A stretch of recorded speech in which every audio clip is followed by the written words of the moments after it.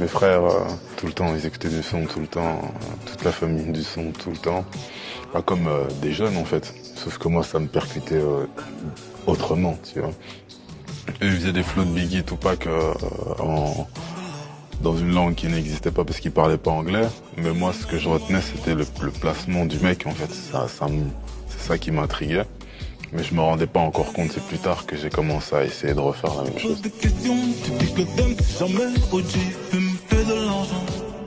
Est-ce qu'on peut considérer le silence comme un son? Ça, je sais pas. La résonance du silence, ça ouais, c'est le truc que j'ai retenu. Ça, c'est apaisant. Ça a l'absence de tout jugement, toute critique, tout superflu en fait. Ouais. Maintenant que je pense, la cloche, et elle sonnait pour plein de raisons. Pour la messe, pour les deuils. C'est le son qui m'a le plus marqué. C'est la première fois que je voyais un son qui avait autant de symbolique en fait. À chaque fois que j'écoutais un son, c'était instinctif d'aller entendre. J'entendais les bacs, les appuis, les mélodies qui se rajoutaient derrière. Donc c'est plutôt comme ça que ça a commencé. Pour le kiff aussi, mais c'était instinctif. Moi, quand j'écoute une musique depuis que je suis tout petit, j'entendais plus la guitare à gauche et ceci, les basses à droite. Je touche un peu parfois le synthé ici et là, mais je sais ce que je veux comme son en fait. Et je préfère laisser les mecs qui ont consacré toute leur vie à un instrument et de venir puiser chez eux la meilleure énergie que d'en faire moi-même parce que j'aime trop toucher à tout donc et j'aime aller jusqu'au bout. Et je pourrais pas aller au bout de une quinzaine d'instruments, c'est pas. Je pense que c'est pas possible, j'en ai pas envie en fait. La création, c'est partout. Hein. Moi, je fais du basket, je créais mes propres dribbles, ouais, des crossovers, et puis je rajoutais un truc en plus, des pirouettes, des petits trucs en plus que je faisais. Bon, N1 mixtape à ceux qui connaissent, voilà, c'était très chaud, hot sauce et tout ça. Mais du coup, je créais un peu mes dribbles comme ça. En fait, j'aime bien la beauté, le moment où c'est waouh, tu vois, il y avait l'allégresse dans le geste. Maintenant je me suis rouillé un peu, j'ai plus ça, mais avant j'étais plus souple, donc je pouvais plus facilement. Même la manière de faire le petit pont, je me souviens, je m'entraînais un milliard de fois pour faire le petit pont comme moi je le voulais. Le but c'était pas faire le petit pont, non, c'est que ça passe à ce moment-là précis pour que mon geste soit vraiment qu'on dise waouh, pas il a fait un petit pont, non, le petit pont c'est rien, c'est le geste quand tu pars et que tu tombes et que là je t'ai crossé, tu vois. Ça c'était intéressant. On a une vision trop stricte de l'art, j'ai l'impression, tu vois. Dessin, musique, tu vois. Non, ça peut être tout et n'importe quoi, tu vois. En fait, j'ai pas envie de partager, ouais.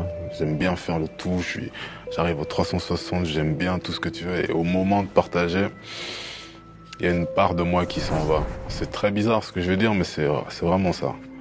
Qui est du coup parfois maltraitée, incomprise et ceci et cela. Qui pour moi parfois c'est pas intéressant, quoi. J'aime être dans mon studio, faire mes trucs, mais dès que je le sors, ça me dérange. Ça me dérange parce que ça m'appartient plus. Tu sens qu'il y a une magie.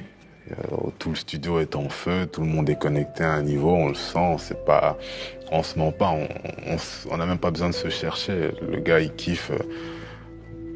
Ça arrivait sur tellement de morceaux 911.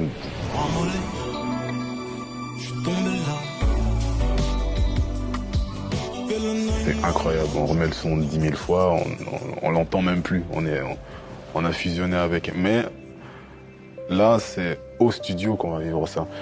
C'est pas en recevant l'album, peut-être, il y en a qui ont reçu ça, j'en sais rien, mais c'est l'énergie qui est au studio, c'est le moment de la création de cette note plus cette note, et on le voit, c'est l'évolution.